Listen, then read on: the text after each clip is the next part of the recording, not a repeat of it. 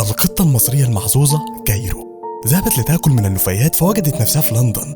والله زي ما بقولك كده، قطة صغيرة مصرية عمرها شهر ونصف تقريبا كانت تتجول في مطار القاهرة بين النفايات في كافيتيريا المطار ومنطقة الشحن.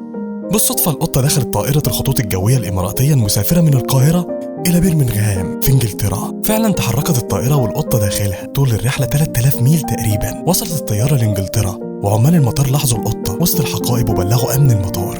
أمن المطار استلم القطة من وسط الحقائب وحولها إلى إدارة الطب البيطري في برمنغهام من أجل تحليلها ووضعها تحت الملاحظة الطبية والنفسية لمدة 14 يوم مع التغذية الجيدة من أجل التأكد أنها خالية من الأمراض وتكون بصحة جيدة.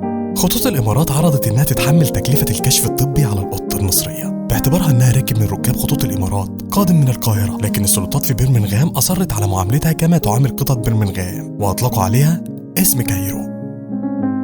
بعد انتهاء الوضع تحت الملاحظة الطبية لمدة 14 يوم قاموا بعرضها للتبني من أي أسرة إنجليزية، وفعلا تم عمل إعلان للأسر الإنجليزية عن كايرو، وتلقت السلطات عدة طلبات تبني في أقل من أسبوع. القطة المشردة في كافيتيريا مطار القاهرة سافرت أوروبا، تعالجت أحسن علاج، أعطوها اسم، أخذت جنسية، عاشت مع أسرة إنجليزية في إنجلترا، وإنت خليك قاعد زي ما إنت.